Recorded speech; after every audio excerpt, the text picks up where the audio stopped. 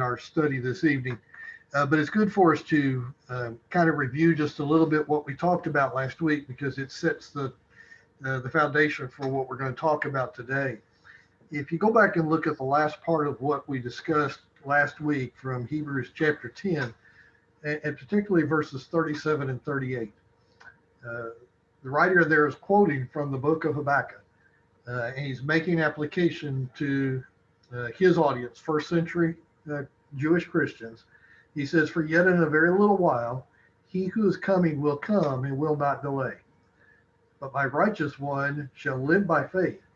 And if he shrinks back, my soul has no pleasure in him." Now, this quotation from Habakkuk 2 we talked about last week was given at the time that Habakkuk, who was one of the prophets that was prophesying to the people of Judah in the very dying days of Judah, after Josiah has died and his sons and grandsons have taken over as king, each of them seemingly more wicked than the one before. There was widespread corruption. There was evil. There was a complete disregard for God. And Habakkuk, looking at this, a righteous man who trusted in God, looking at this and kind of crying out to God, when are you going to do something about this? When are you going to clear out these corrupt leaders that we have and clean up the mess? And God told Habakkuk, said, "Well, I want you to stand by and watch." He says, "Because I'm going to bring the Babylonians, the Chaldeans. I'm going to bring them in here, and I'm going to clean up the whole mess." And Habakkuk just about falls out of his chair when he hears that, because the Chaldeans were evil, wicked people. They had been brutal in conquering nations all around the area. They struck fear into every nation around them. Certainly the Israelites were scared of them. And Habakkuk is aghast at what God has told him. Said, "Would you use someone more wicked than the wickedness that I see here to punish them?" And God told him, said, "Yes, this is what my plan is." And then later he tells him, "I want you to write all of this down, because I want the people to know exactly what I've said." And his conclusion, taken from chapter 2, verses 3 and 4, is, when these people read this, if they trust me, they will live. My righteous ones will live because of their faith, because they believe me. And he says, but the ones who don't believe me, the ones who are proud in themselves and say, "Oh, this will never happen to us," they are the ones that will shrink back to destruction. So now the writer of Hebrews has taken that passage and he's applied it to his audience. And so the key is, will live by their faith, or because of their faith. That's really the sense. That's why it's important for us to look back at Habakkuk 2 and to understand that this statement, living by faith, means it lives because of their faith, will survive because of their faith. So now what the writer is going to do is explain to us what that looks like. He's going to show us what it means for someone who is going to live by their faith. It's just simply a picture. What is faith? Somebody was talking to me a couple of weeks ago about the class in Hebrews, and he was kind of curious. He said, "How are you going to teach chapter 11? Are you going to take kind of the 10,000 foot view where you're looking at an overview of the whole chapter, all these examples? You're going to drill down and look at each of the individual examples that we find here?" And my intention is very much the first. I want us to take an overall look at what we find in this chapter. What is the commonality that you find throughout all of these illustrations? We're going to look at some of the details of each of the illustrations, but I want us to first of all see the great big picture before we try to drill down and look at specific examples. And so what I want us to see first of all is the real purpose of the writer is he's telling us this is what it looks like. The righteous one who lives by their faith, who survives because of their faith, this is what you're going to see when you look at that. So I want you to keep that in mind. Now, when I study for material like this, sometimes what I like to do is read from different versions, different translations, to see if they give maybe a concept or an idea, make something a little bit clearer than maybe using the translation that I normally do in my studies. There's some translations that are called Amplified Bibles. In fact, there's one that's literally the name of the translation is the Amplified Bible. An Amplified Bible is one that adds phrases, adds ideas that hopefully will make it just a little bit clearer. And so in doing my study, I found a translation that I want to show everybody, verse 1. So what is faith? Well, the TIC Amplified Version reads it this way. Now, faith is the assurance of being present at every service of the local church, doing volunteer work for our child scout group, and having no police record, not even a traffic citation. Faith is the conviction of knowing how the church treasury should be used, making sure we have the proper name for the local church, and knowing that the proper title for our preacher is brother, not reverend. Do you all think that that's a good translation? Do you think that that maybe helps us to better understand what verse 1 is really saying? I didn't see anybody shaking their head yes. The problem is when you start talking to people, sometimes, you know, if a preacher is being interviewed for a work, the people in the congregation will contact the place where he's been preaching before and ask him, is he a faithful brother? Is he a faithful gospel preacher? And what do they mean by that question? What are they looking for? Well, I'm afraid that often what they're looking for are the things that I've got listed in that translation. Or maybe we're just simply talking about someone who, you know, maybe we find out, oh yeah, I know so-and-so, they're a member of our church. And we may say, well, are they faithful? Well, sure, they're there every time the doors are open. You know, they've never gotten in trouble with the law. They know all the right answers to all the issues that have often divided brethren. Is that what faithful looks like? Well, I don't think the answer is, I don't think that's what faithful looks like. Now, am I saying that any of those things are wrong? Certainly. I'm not saying you should have a police record. I'm not saying that you should not know how the church treasury should be used, or maybe the last one, probably that one's not right at all. There simply is not a title for the preacher at all. But what I want us to understand is when we look at what we see here in chapter 11 is not telling us that we got to have all the right answers on everything. That's not what faith looks like. Let me stop at this point. I'm sure there's some folks that have some comments to make. Go ahead if anybody's got something. Well, I just think that, you know, as you say, no one wanted to vouch for that as a definition of faith, but sometimes we do kind of act like that's the definition of faith. And as you also said, you know, those things are important issues, but I think when faithful people have the wrong opinion on important issues, it's just a matter of them coming to a better understanding, which they'll probably get to later in life, kind of like you know, the fellow who I forget his name, but, you know, knew only the baptism of John. It wasn't because he was unfaithful. It was because he was just lacking in understanding. And sometimes we sometimes tend to treat a lack of understanding as a lack of faith, and they're very different things. Absolutely. Quite honestly, if that was the definition of faithful, then none of us would be faithful. Because none of us have the right understanding on everything. I know I don't. I keep working at it, but there's never been a point in my life where I can say, boy, I've got it all figured out. Thanks, Mike. Anybody else got any questions or comments here at the very beginning? All right, let's move on then. So what is faith? Well, the writer tells us. Faith is the assurance of things that are hoped for, the conviction of things not seen. Now, we can talk about those phrases, and we will just a little bit, but I really think that what the best thing to do is for us to go on into these examples that the writer is going to talk about, because what he's going to do is to illustrate what those phrases mean. The assurance of things hoped for, the conviction of things not seen.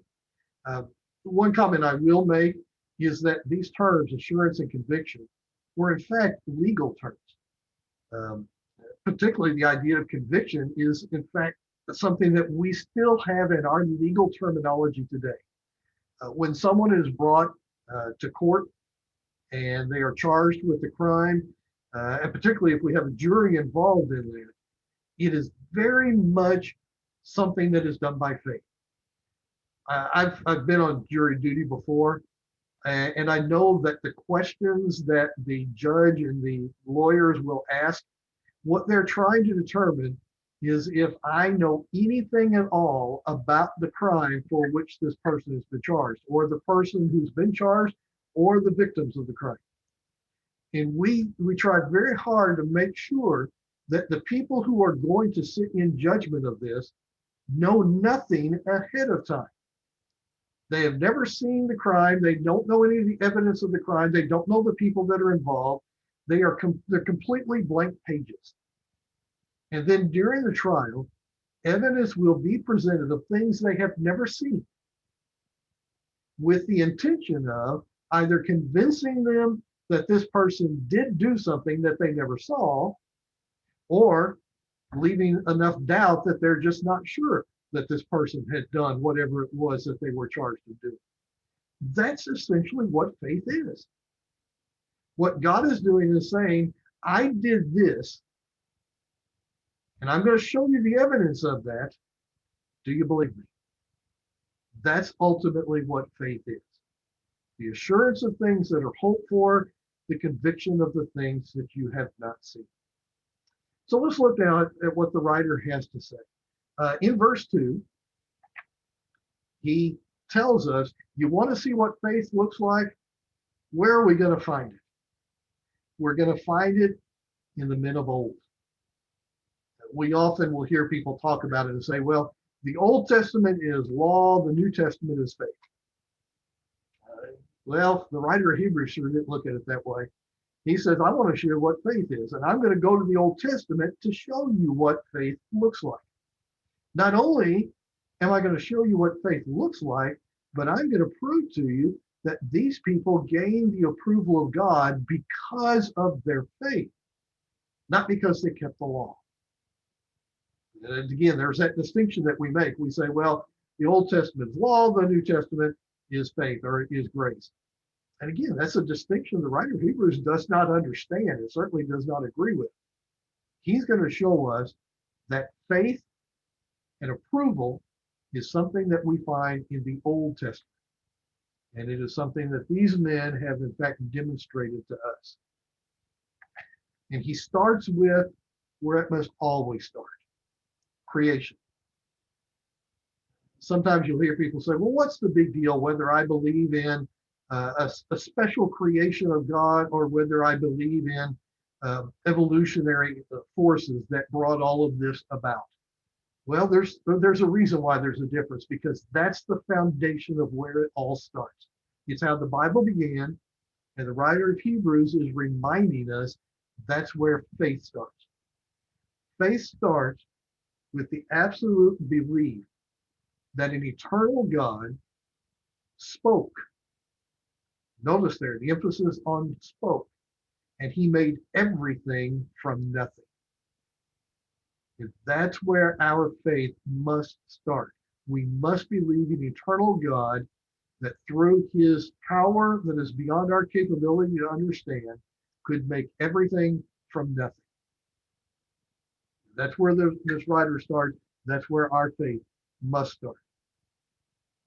And then he goes on to start talking about these examples. And he's going to go through this somewhat chronologically as we go through the Bible.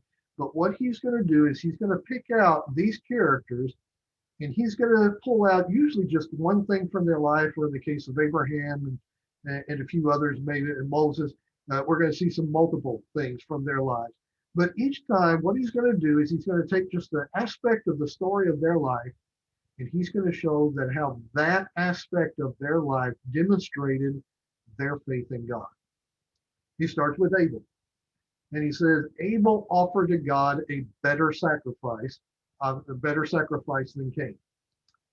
And so we find that he receives the testimony that he was righteous. Now let's stop at that point. Abel, of course, was a tender of flocks. So he brought from the animals of his flock, he brought these as a sacrifice to God. And Cain was, of course, a tiller of the ground. And so what he did was he brought from the produce of the ground that he had grown. Does this mean, are we to assume that Cain took some of the stuff that had worms in it or some of the stuff that had rotted and kind of thought, well, this is useless, I'll bring this to God as a sacrifice, while Abel had taken the very best of his flock? No, there's nothing in the text that suggests that at all. And in fact, I think the text actually suggests the opposite. I think Cain brought the very best that he had of his produce, of what he had farmed. And I think that Abel brought the very best of his flock. And both of them brought the best of what they came to offer to God. The reason I believe that is because when Cain saw that God was not pleased with his sacrifice, Cain was very bothered by that. It upset him to an extreme degree. He wanted God's approval. He wanted God's, he wanted God to be pleased with him, just as much as Abel did. But the difference is that Abel had done what God said.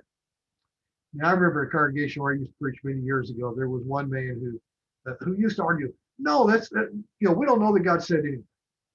He said, it just turned out that God liked what Abel did and didn't like what Cain did. I disagree. I think the Bible will prove that that's not true. Again, the writer of Hebrews says, by faith, Abel offered the better sacrifice. It wasn't just by luck. It wasn't just by a flip of the coin. It was by faith that Abel offered the better sacrifice. Remember what Paul tells us in Hebrews chapter 10? Where does faith come from? Faith comes from hearing, and hearing comes through the word of Christ.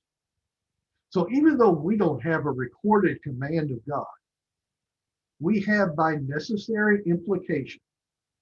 There's a phrase you often hear people arguing about, when you talk about authority, but we have by necessary implication, we have an understanding that God had given instruction to Cain and Abel both. And Abel followed that instruction because he trusted that instruction, where Cain did not. And so when they both brought what they wanted God to be pleased by, when Abel brought his sacrifice, God was pleased. Not because the sacrifice of animals is inherently better than the sacrifice of plants. No, it's because it was what God wanted. Whereas Cain had brought what he thought would please God and what he wanted God to be pleased by, but it wasn't what God had said. And so Abel offered the better sacrifice, simply because he had trusted what God said. Now, notice what it tells us there. He offered the better sacrifice from Cain, through which he obtained the testimony that he was righteous. That word righteous is a word that we must understand. It's defined even more clearly in the book of Romans. But here in this context, it makes it very clear. What is it that is righteousness? Well, it's how this verse begins in almost every verse of this chapter.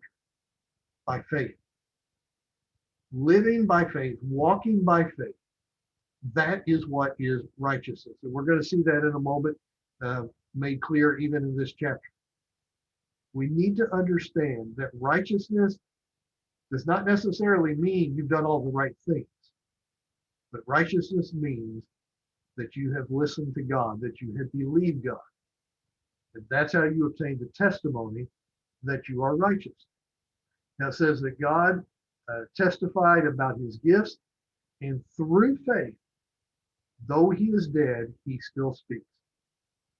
So however many thousands of years before the time that this writer is writing to his audience, his first century audience, he said, Abel is long dead, but Abel is still speaking to you. And in the same way, Abel is still speaking to us. He's testifying that he trusted what God said. And by trusting in what God said, God declared that he is righteous.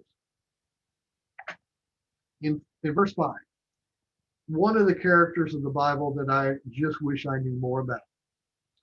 We basically have one verse. It just says that Enoch was not, because God took him. Enoch did not die, but this writer tells us it was because of his faith. I know when I was younger that when I looked at Enoch, I said, man, he must have been really good. He must have not done anything bad. And since I've gotten older, I've come to realize that it was just simply the wrong view. I'm not thinking Enoch was wicked in any way by any stretch of the imagination. He did evil. But what the writer of Hebrews wants to emphasize to us is he is someone who trusted God. Now, we don't have the details of that. Just like we didn't have a whole lot of details of Abel. In fact, most of these stories we're going to talk about, we don't have a whole lot of details on it. But what we do have tells us they trusted God. So Enoch was taken up, did not see death. He was not found because God took him up. And so he obtained the witness before being taken up that he was pleasing to God. Why was he pleasing to God? Did he do better things than even Abel had done? Abel most certainly saw death. In fact, he saw very violent death. But Enoch did not see death. Yet Abel and Enoch both were pleasing to God. Why were they pleasing to God? Well, again, how does each verse begin? By faith. Because they trusted in God, they were pleasing to God. So the writer sums all of that up in verse 6.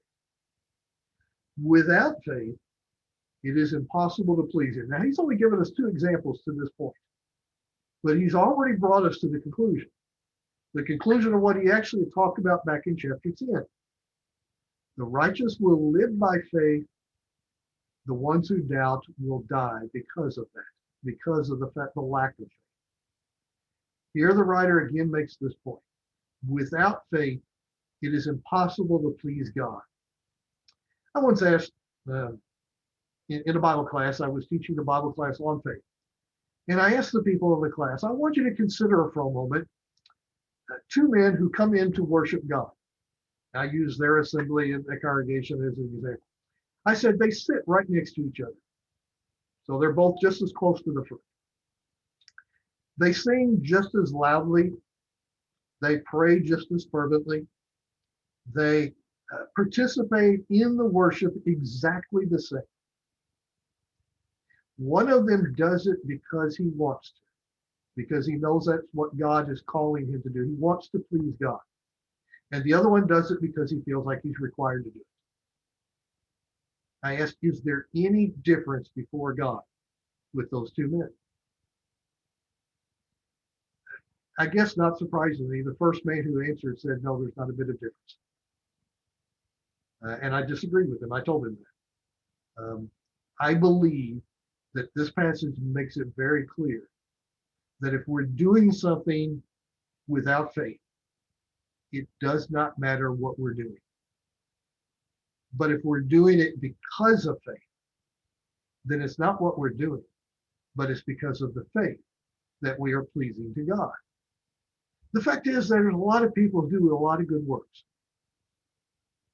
for a variety of different reasons. But if they do those good works for any reason other than their faith in God, it may be a good work, but it's not something that pleases God.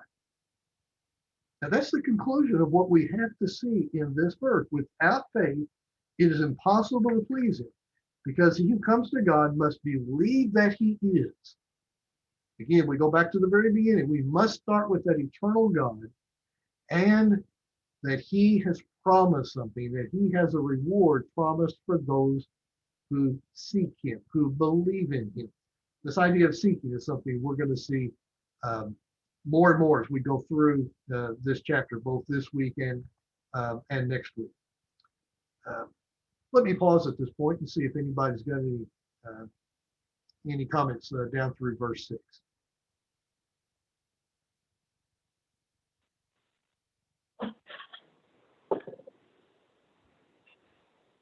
Hey, brother.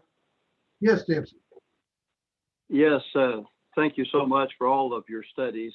And again, in chapter 11, connecting with 10. And I definitely appreciate what the writer says here about faith, what it is, and just want to suggest one other thing, if I may. Oh, please. And Please. the idea of God keeping his promises to all who live by faith. And, with the people that are struggling and in persecution and going through all the trials that they are, and of course, they're going to be escalating in the next several months from this time, but they're holding on to promises, at least they should be. Right. And the writer over and over is reminding them that, in the past, all that in the midst of whatever was going on clung to God and lived by faith. They did receive this reward or that reward.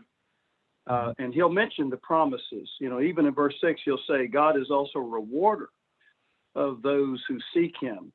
And so the emphasis of reward when we do live by faith, and he mentioned that in chapter 10, if you don't shrink back, then you'll live. So with each one, with Abel, he was righteous. Enoch, he's taken up. Noah became an heir of righteousness.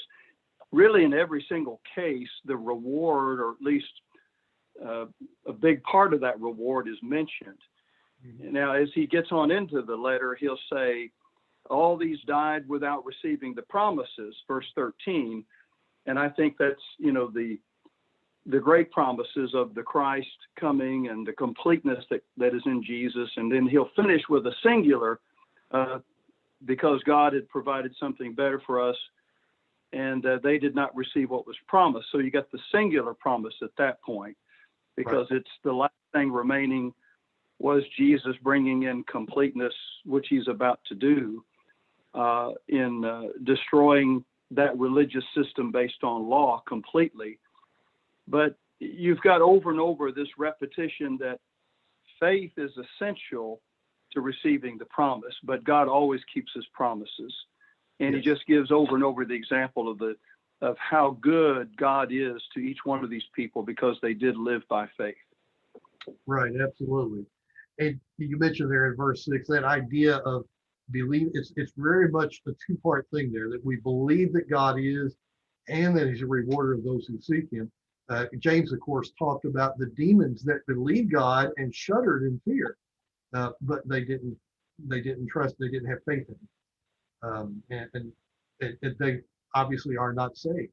And there's very many people who believe in God, but yet they won't submit themselves to God. They don't trust in God's promise for them. They're seeking their own answers instead of his answer. Thank you so much, Nancy, for your thoughts. Anybody else with any comments before we move on to verse 7? I had a comment about Cain's sacrifice. Mm-hmm. It is difficult because what we read in Genesis is so short. You were mentioning the disagreement that you had, and I think I do want to be careful to try to set in stone exactly what is happening there because it's such a terse account of it. But I often read these passages in the Septuagint. I don't really know whether it's I think for me the jury's still out on whether or not the Septuagint or the Masoretic is more authoritative. I hope to do a study of it at some point, but I always kind of like to get the Septuagint's opinion since it's what the New Testament writers seem to be using as their source. So verse 7 in Genesis 4:7 is different in the Septuagint than it is in the Masoretic. The first half of verse 7 reads in the Septuagint, when God is addressing Cain, did you not sin even though you brought it rightly, but did not divide it rightly? And I wasn't really sure what that divided rightly meant, but I noticed looking at commentaries written by Orthodox perspective, which obviously I'm not Orthodox, but they're the only ones who really use the Septuagint regularly. So they're about the only people who have commentary on it. And they interpret brought it rightly to mean not having the right heart or not having the right attitude. So if that's a correct interpretation of what the Septuagint is saying in the Greek, then that would suggest that at least in that version that he went through the right steps, but he wasn't doing it with the right heart or with the right attitude, and that was what displeased God. And I don't think that's the final word on it, but I just thought it was interesting, and I would point that out. Okay, I appreciate that. And I wouldn't disagree with that idea. Basically, because of the example that I talked about, the idea that two people could do exactly the same thing. Yes. One of them is doing it because of faith, the other one for some other reason. Yeah, in fact, I had this comment in mind back when we were talking about Cain's sacrifice, but then when we got to the next example, I remember you made that comment, and I thought, well, yeah, that actually goes along very closely with what's being said here. That if you can do the right thing for the wrong reasons, it's not really doing the right thing. Yeah, I agree with that absolutely. I think Romans chapter 2 also makes that point. Anybody else with any thoughts or comments? All right, let's move into verses 7 through 12. Verses 7 through 12, there's a theme that we're going to see here. And again, look at it from this viewpoint where we're looking over the whole chapter to look for commonalities. One of the things that's going to be very common that we find through this is the idea of being a tent dweller. Now, it doesn't mean literally a tent dweller, all that did with Abraham, Isaac, and Jacob. But what it means is someone who isn't looking for stability in this life, but in fact is willing to live a nomadic life in this life because they're looking for stability somewhere else. So kind of keep that thought in mind as we go through this. In verse 7, we mentioned Noah. Notice this, by faith Noah, being warned by God about things not yet seen. Okay, what was our translation or the definition of faith going back to verse 1? The conviction of things not seen. So here's the exact evidence of what living by faith means. God told Noah about a danger that had never been seen before, or quite honestly since. And Noah spent 120 years. Now, I know he lived to be 900 years old, but nonetheless, 120 years of his life preparing for something that he had never seen. What kind of faith does it take to do that? To trust day after day after day after day after day after day that I'm doing something that God told me is going to happen, but there's no evidence at all that it's going to happen other than what God said. And in fact, in doing so, he's preparing a salvation for his family. He's building a boat. The size of this boat, as we talked about before, would have been something like Kroger Field. If you can imagine one man using no power tools, but just wood with the help of his 3 sons, and they're building something of basically the size of Kroger Field. Think about what would be involved in that. How much effort, how much dedication, how much trust every day you get up and you go and you do this job simply because God told you to do it. It says that he prepared the ark for the salvation of his household. I want you to stop for a minute and think, what was it that saved Noah? Was it the ark? Well, yes, sort of. 1 Peter chapter 3 tells us that through the ark that came through the water, they were saved through water. But I would suggest to you that it's not the boat itself. What really saved Noah was the fact that he trusted God. Now, what did it look like? It looked like a man building a boat. But what it really was a man who believed God so much that he would devote what for him was the rest of his life preparing for something that he had never seen. And the author tells us at the conclusion of this that number 1, he condemned the world. This doesn't mean that Noah was going around and condemning everybody. If you don't get in my boat, you're going to die. Now, you're so evil, you're so wicked. No, what he did was he showed faith by his dedication to what God said. And in doing so, he condemned those who didn't believe God, those who didn't trust God. Much like what we saw in Habakkuk chapter 2.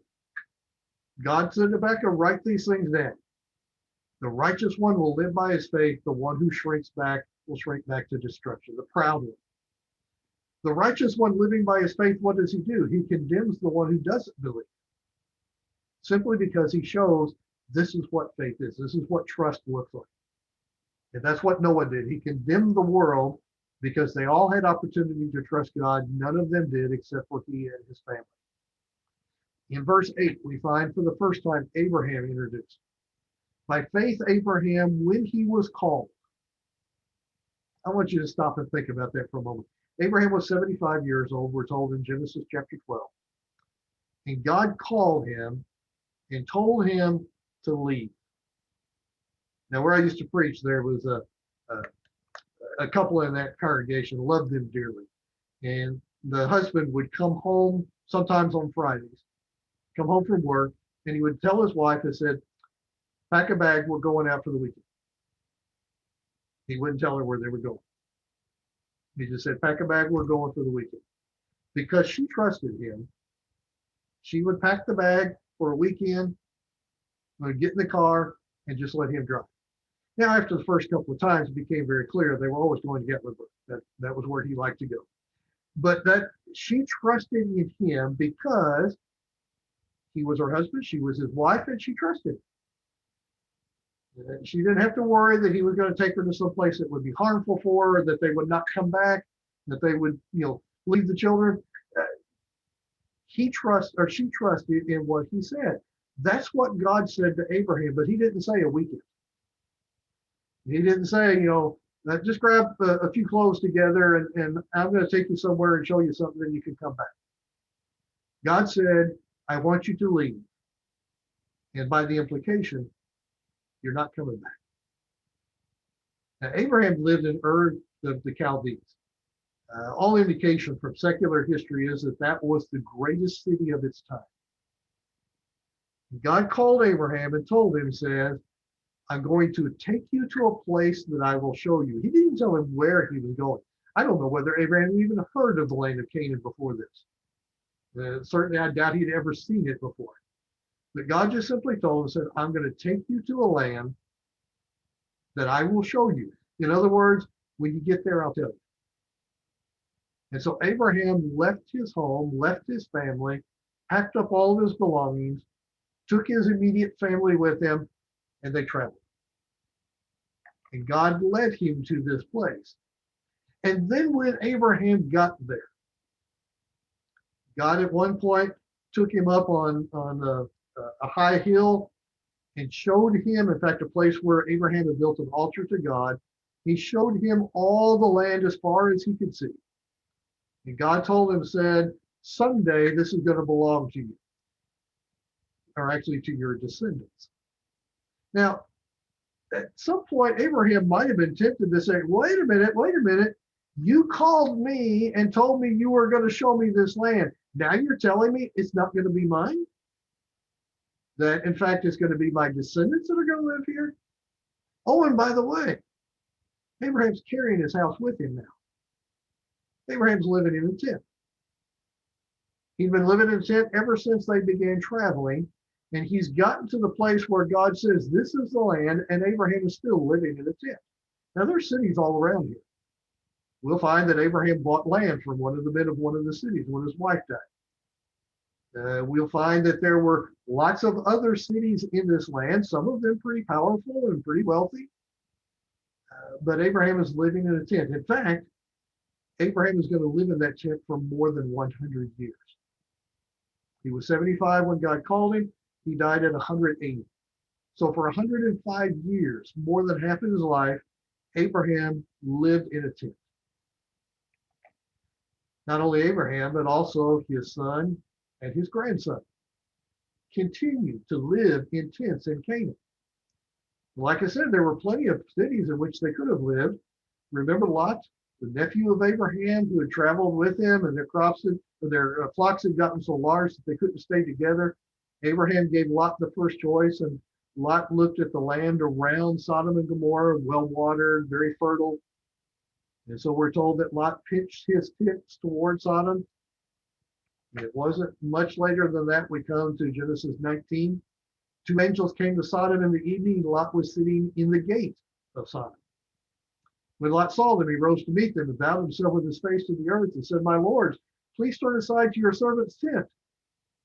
No, please turn aside to your servant's house and spend the night and wash your feet. Then you may rise up early and go your way. You see, Lot has moved into a house.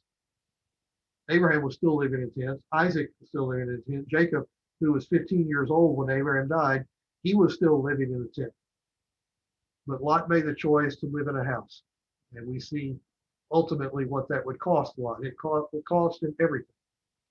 He lost all of his flocks, all of his possessions, lost his wife, and even the morality of his daughters. But Abraham was living in a tent. Does that mean that Abraham was opposed to cities? Was he in fact miserable living in earth? No. What it means is Abraham was looking for a city. The writer here tells us this in verse 10. He was looking for the city which has foundations. Abraham was looking for a stronger city, but not one that was built by man. But in fact, the architect and builder is God.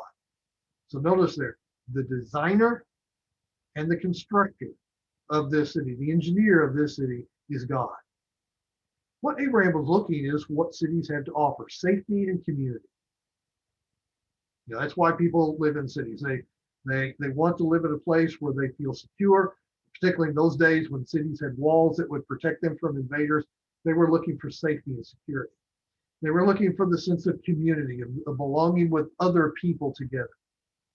Abraham was looking for that, but he was looking for the safety and the community that is offered by God, not offered by man. And so I want you to consider, again, we're looking at the big overall picture of this. What is the writer of Hebrews trying to get us to understand about what it means to live by faith? What it means to live by faith is that as we're looking for security, as we're looking for safety, as we're looking for community, we should not be looking for that in this world. We should not be looking for that in the constructions of this world. Literal cities or virtual cities, literal clubs or virtual clubs, literal communities or virtual communities. Instead, what we need to be looking at is what has God offered? What is the foundation, the city which has the foundation that's constructed and designed by God? That's what we see with Abraham. We go to verse 11. By faith, Sarah, even herself, received the ability to conceive even beyond the proper time of life, because she considered him faithful who had promised. Now, of course, we all remember the story from Genesis chapter 18. When God made this promise to Abraham at first, he came to him personally. Sarah was in the tent, but we find out that she was listening. She wanted to hear what these men had to say to her husband. And so the men had come to Abraham and had promised, he said, by this time next year, I'm going to return to you and your wife will have delivered a child. Now, at that time, Sarah was 89 years old. Abram was 99 years old. When Sarah heard that, it said that she laughed. She laughed to herself, saying, after I'm worn out and my Lord is old, will I have this pleasure? And then the Lord said, remember it was the men who had been talking to him before, but now it says the Lord said, Jehovah said to Abraham, why did Sarah laugh and say, shall I indeed bear a child now that I am old? Is anything too hard for the Lord? At the appointed time, I will return to you about this time next year, and Sarah shall have a son. But Sarah denied it, saying, I did not laugh, for she was afraid. So she had been listening into this conversation before. When she heard that she had been challenged because of what she did, she spoke up and denied this. And she denied it because she was scared. It's not really surprising. We saw that Abraham did the same thing himself when he first went to Egypt, and he denied that Sarah was his wife, and instead said that she was my sister. And in fact, he's going to do that again in Genesis chapter 20.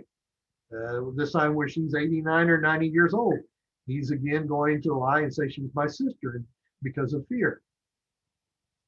But what we find now looking at Hebrews chapter 11 is that she learned from that.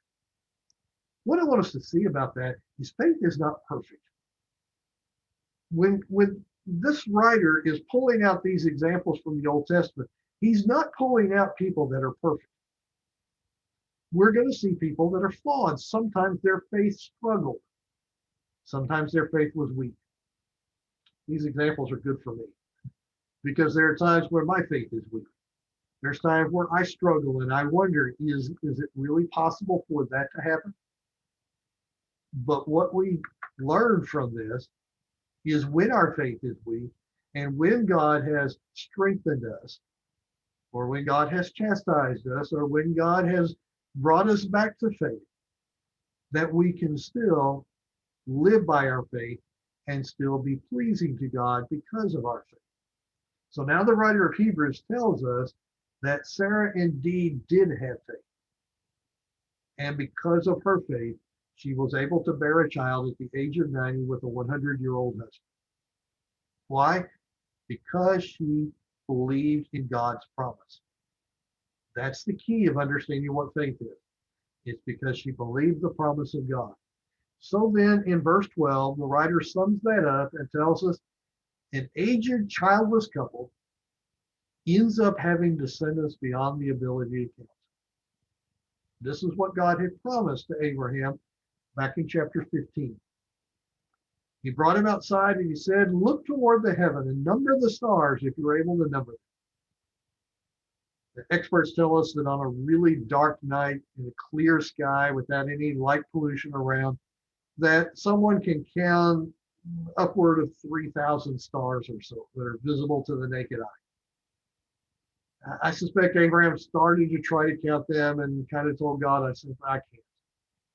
And God tells him, that's how many children you're going to have. It's going to be beyond your ability to count. Genesis 15:6 is another one of those very, very important verses that's quoted a number of times in the New Testament, all in different contexts. But it says that he believed God and God counted it to him as righteousness. Now, was it that one night that Abraham suddenly did a lot of really good things to make God proud of him? No. That one night, Abraham, in his heart, said, God said it, I believe it. And because God said it and he believed it, God declared about Abraham, that's a righteous man. And then several New Testament writers are going to quote this verse to us and tell us, you want God to say that's a righteous man? You trust what he tells you. That's how righteousness is defined in the Bible. All right, let me pause at this point to see if anybody's got any questions or comments then about what we talked about up to this point.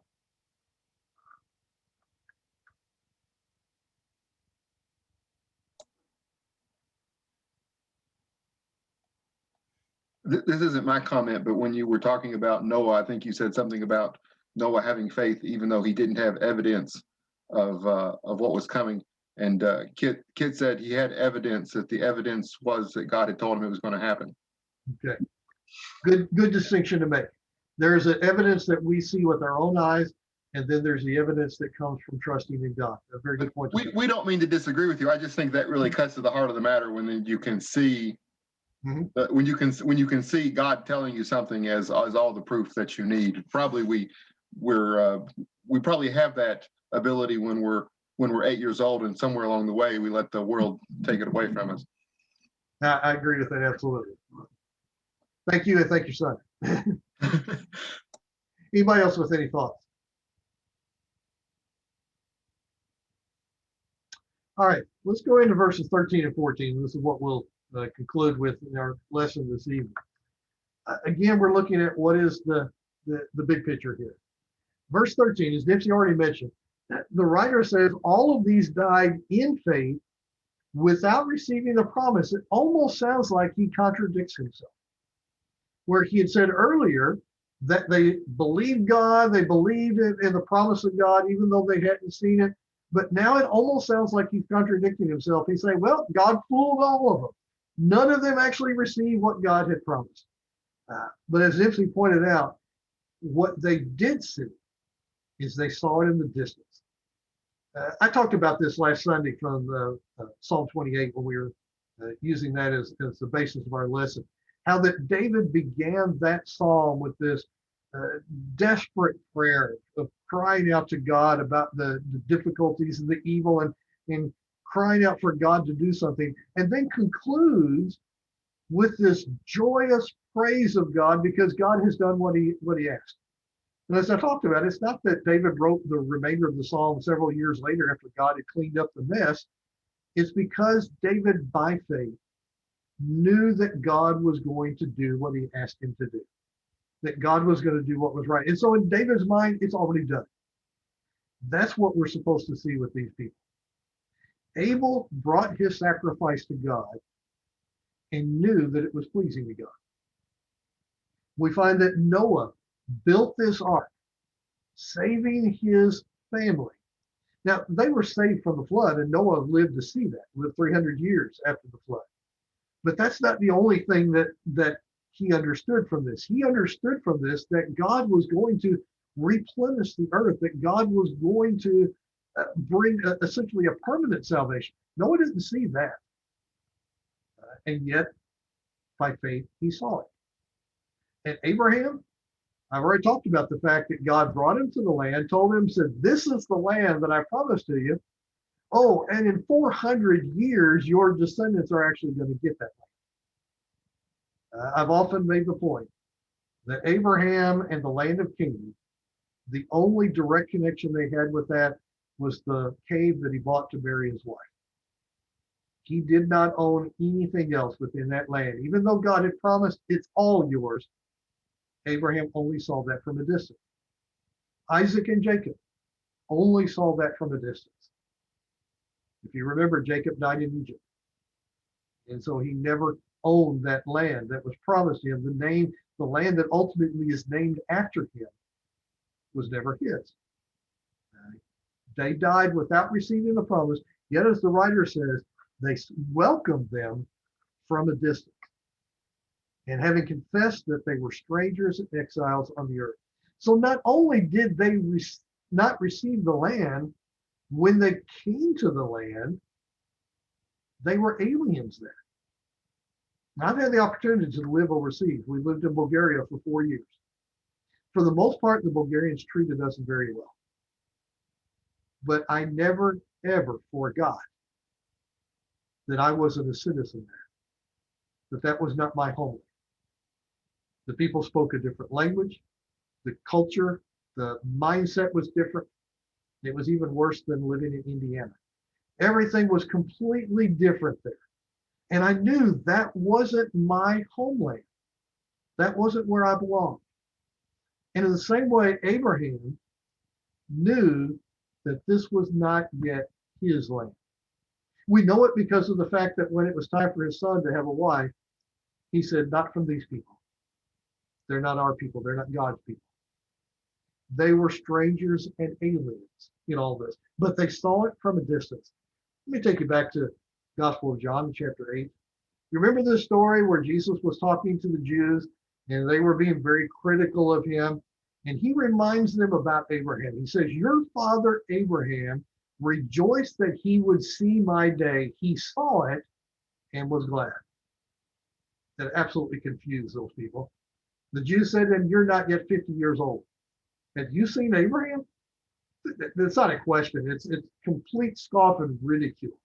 This was absolute ridicule. You've not seen Abraham. There's no way you're old enough. And Jesus said to them, truly, truly, I say to you, before Abraham was, I am. Now, they tried to stone him for that statement, but I want you to look at the first part about it. Jesus said, Abraham rejoiced that he would see my day. He saw it and was glad. No, that doesn't mean that Abraham lived to be 1,500 years old or 1,900, however many years it was before Christ. What it means is what the writer of Hebrews tells us. He welcomed it from a distance.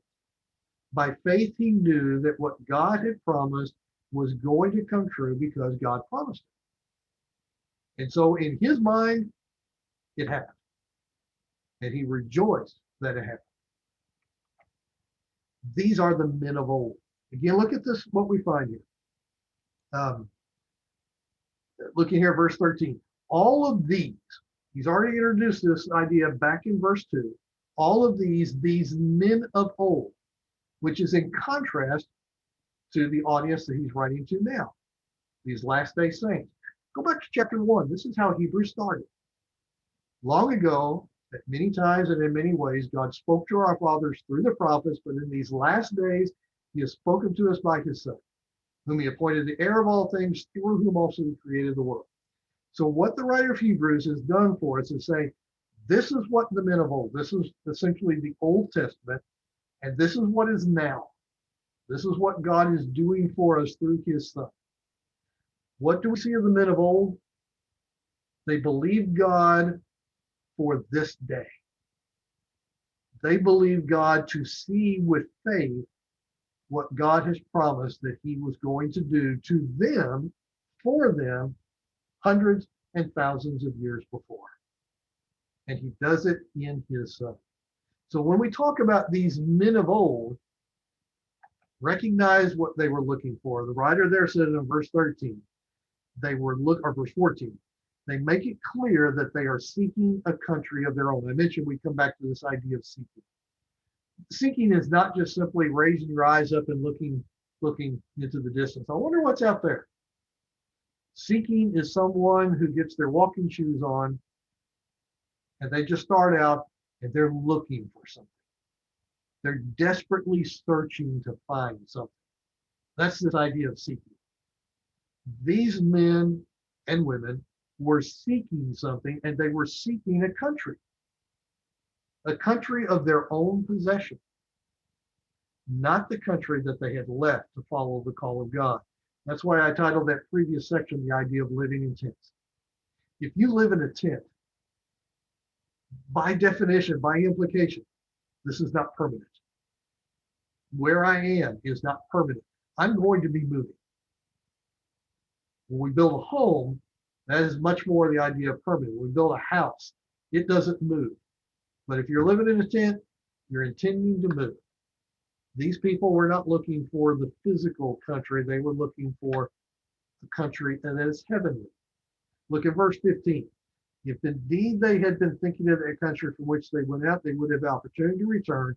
But as it is, they desire a better country. Those were one of those key words I told you in the very first class. They're looking for a better country that is a heavenly one, a heavenly country, not heaven itself. That's not what the writer is saying. They're talking about a country that comes from heaven. We'll talk about this a lot more in some of our later classes, even as we get into chapter 12. But they desire a heavenly country. And so what's the conclusion of it? Therefore. Interestingly, we haven't used that word therefore up to this point, but now the writer is going to bring us to this. He says, therefore, God is not ashamed to be called their God. What fascinating language to be used there.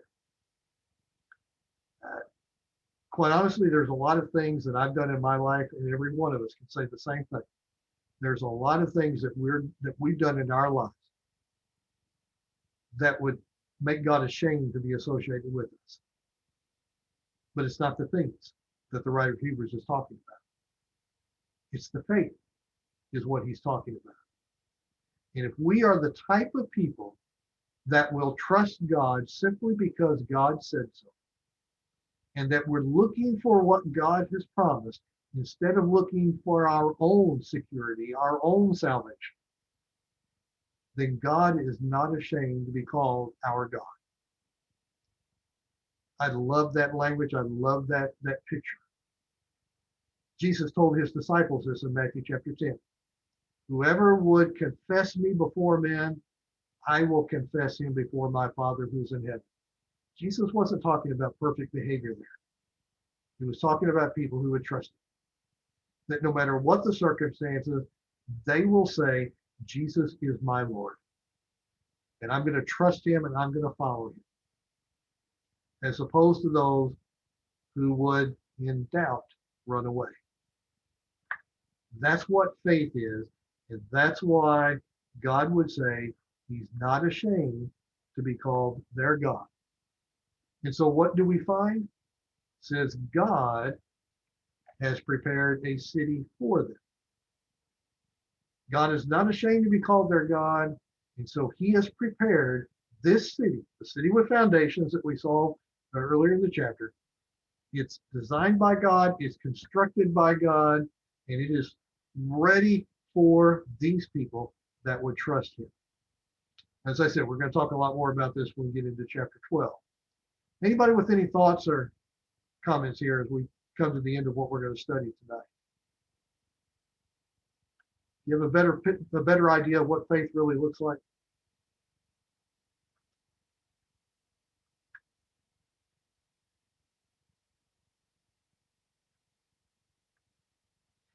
Well, I guess either we'll warn everybody out or it's time to quit anyway. Not seeing any questions or comments. Let me stop sharing. And who we got here? Brian Crawley, do you mind unmuting yourself if you can and lead us in a prayer at the conclusion of our class? Can you hear me? Yes, we can, Brian. Okay.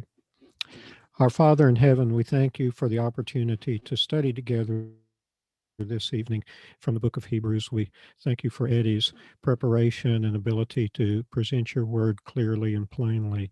We ask that you go with us as we separate here for this evening, and may we be back together again soon. We ask that you guide us and protect us and help us to walk by faith in Jesus.